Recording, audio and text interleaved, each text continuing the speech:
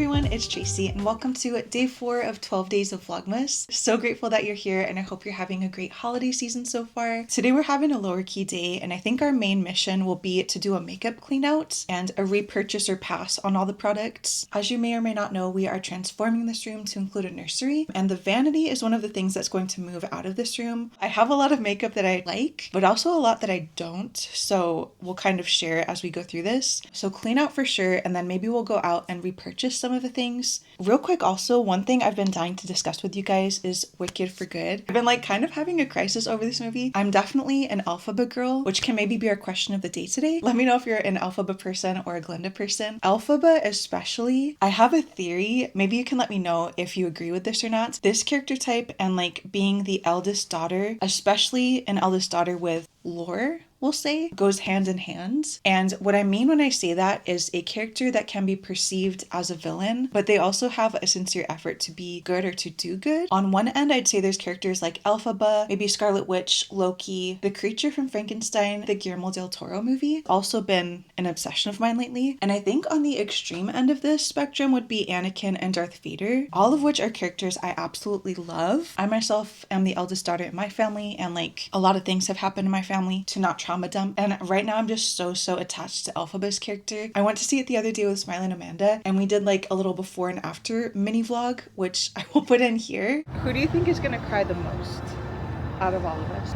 One of us, but probably me. I have no idea. I never watched a Broadway show, so I'm new to this. The whole movie is about friendship and like two girls that are very different from each other that became really good friends. And like we're all really different, but we're like all really good friends, so we're in for a it ride already today. started my eyes. Look. Oh my goodness. It's gonna be the one. Oh my, stop. But that's all I'm gonna say. I've been like this for spoilers, but see you on the other side. Do you have tissues? Who cried the most? Just starting the movie. No. From the first song, the tears started coming out and it just kind of didn't stop. I cried first, I cried second, and then surprisingly you did not.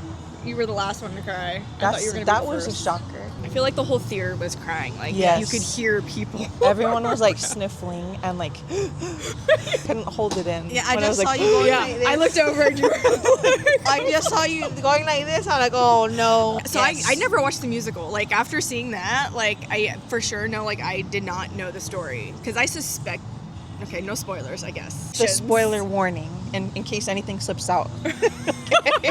Well, with that being said, I suspected that the Wizard of Oz was her dad from part 1. Of course. Because of the green bottle. Yeah. So. And I also asked her, do you think at the end of the movie, when the spell book opened, do you think... Big spoiler.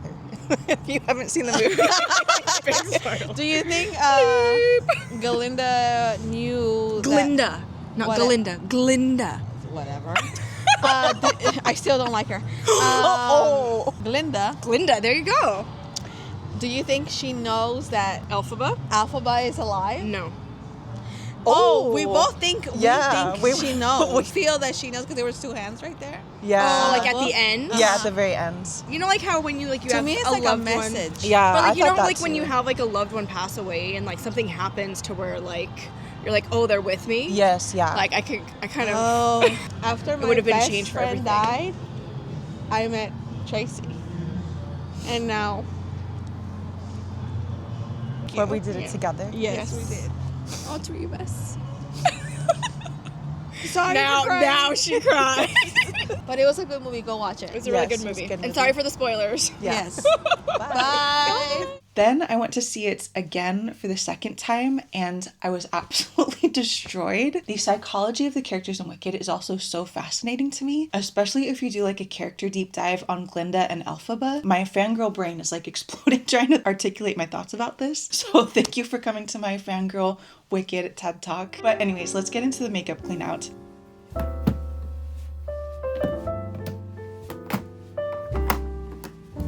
A lot to go through. Like I mentioned, we'll do a quick repurchase or pass on these. The first one that's like staring me in the face is my favorite Darth Vader ColourPop palette. It's not like in the best shape, so excuse the messiness, but that's what the colors look like. I've had it for a while. I can't bring myself to get rid of this in general because I love the theming of it. And if it's still available, I would definitely repurchase. ColourPop I'm generally a fan of. They're affordable, the products are pretty good. They have a lot of fun collabs. This Toy Story one is another one. There is what the colors look like. I think this might actually be a pass for me. These are like very colorful colors that I don't really use that often. Then we have the ColourPop Haunted Mansion palette. Let's see, here is what the colors look like in this one. A little bit more in my element, but still not something I really reach for. So I would say pass on this one. CoverGirl Blurring Skin Tint. I actually have 3 different shades of this one because I tan so easily and lose tan so easily. These are definitely a pass for me, and it makes me sad because it is like a tinted sunscreen that has pretty decent coverage. Feels like quite chalky and unpleasant when you wear it. So I'm sad to say that these are gonna have to go. Glitter is something that I thought I would wear a lot and bought a bunch of, but just never used. This one looks disgusting, so I'm not going to show it close. It's from the ColourPop Haunted Mansion collab. That's a glow-in-the-dark glitter, and it's like completely separated and looks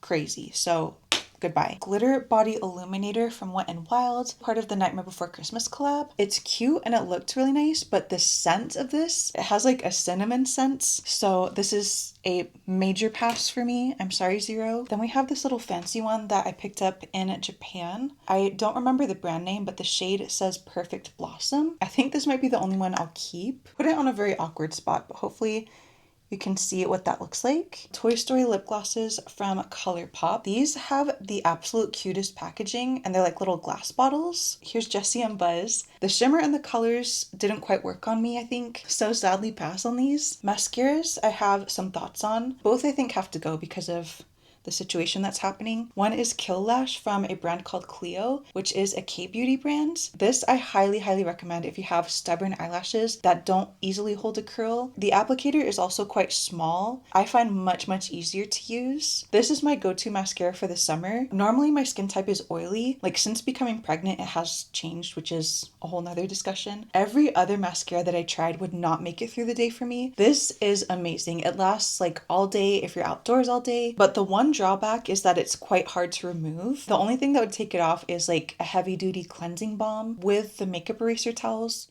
For me at least, I would repurchase this again in like the summer or the spring for me. Maybelline Sky High Mascara. This would be a pass for me. It's just okay. I got it as an option for like easier to remove mascara, but there's nothing really amazing about it. ColourPop mascara from the Toy Story collection. It's a Rex themed, and it is green. Applicator brush on it is gigantic. I don't really have a need for green mascara that I can think of. 10 out of 10 for the packaging and the theming, but as a product, I think pass for me. Sunscreens. La Roche-Posay Mineral Sunscreen. I would say pass. I much prefer their chemical one, but for pregnancy, I kind of need this one. You're not supposed to use chemical sunscreen. Sun-Touchable ELF.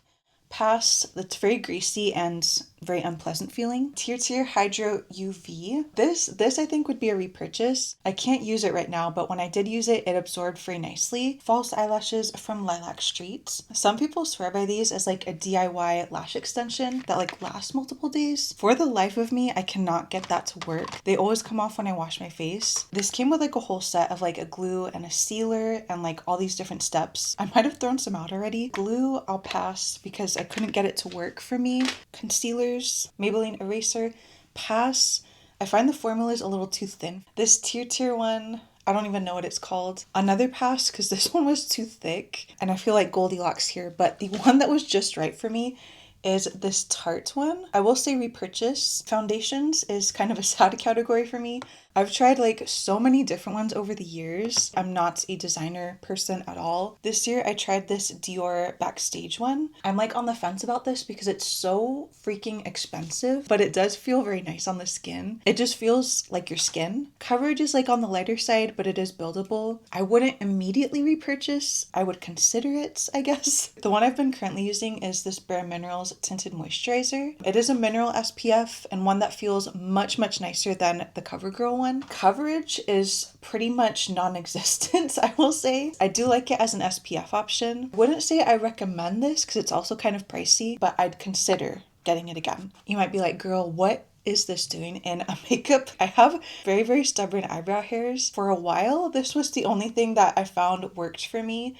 as like a brow gel. If this has an expiration date, it is most definitely expired. Buying the whole tube is definitely a pass for me now. For blush lately, I like to use the Morphe Cheek Thrills. There's like a balm, a shimmer, and a powder. I usually put the balm on and then top it off with the powder. I really like that they have a little mirror inside. Especially for Disney days, I find that blush doesn't last very long, but having like the multi-step helps a little bit. So I would say repurchase. Morphe I'm generally a fan of. This one is in like destroyed shape, so I'm a little embarrassed to show you, but it's the Rose Frequency palette. Definitely would repurchase. One Morphe cream eyeshadow. I don't know which one of these is the shade name on there, but that's what that looks like. And I like to use this with a tiny little brush like this to do a rough draft of eyeliner before going in with like a liquid eyeliner. Eyeliners. Cleo again, this one is a gel pressed pencil liner. It's in the dark brown shade. I would say repurchase. I find like K-Beauty and J-Beauty brands work really well for me. Sadly, this one's got to go because of the situation. I've actually already repurchased it because I like it so much.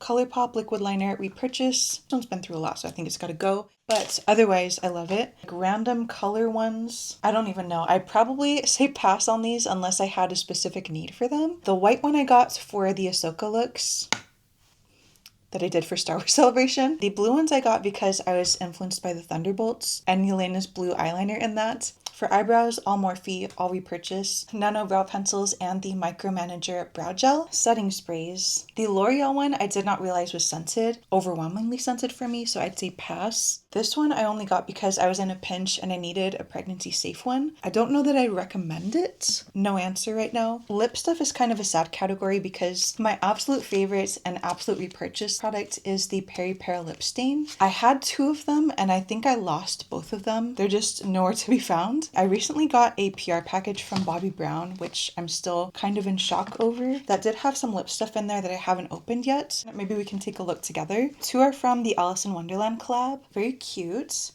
Got little Alice on there. Oh my goodness. Like I looked at the eyeshadows that were in this package and it's like the fanciest makeup I've ever owned. Let's see, this one is Peach Paradox. Very, very fancy. Wonderland Rose. There's what that one looks like.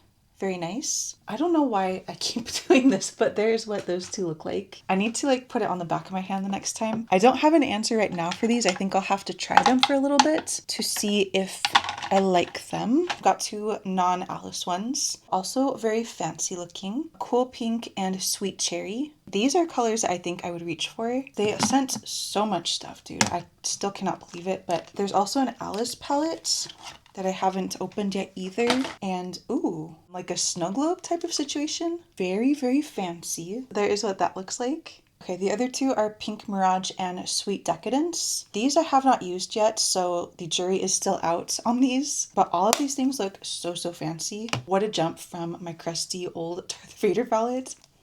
My 2 personalities. I think that's just about everything except for the brushes, which are so disgusting that I don't even want to show. I'm going to take this opportunity to do a brush wash too. I'm going to say this is your sign to check on your brushes too to see if they need a wash. But I think I'm going to do that, and then I now have 0 mascara, so I think I will go out to get some. So I'll see you in a little bit. Makeup brushes are clean. A little Lego update real quick before we head out also. We built the gingerbread AT-AT walker and it is like the cutest thing ever. It came with this little Darth Vader minifig. He has a little mug and a cookie right now, but you can switch it out with one of these candy canes or a lightsaber. This opens up too to reveal a little room in there. I'm gonna be super careful here, but it's got like a fireplace and some stockings. It is so, so cute. I cannot get over it. So that is our first Christmas decoration up, but we've also started the Lego advent calendar. I'm filming this a little bit ahead of time, so we've done day 1 and day 2 so far. Day 1 was this little Babu Frick minifigure. He is so, so tiny, and I put him on the day 2 build, which was like a little kitchen, I think, but so far so cute.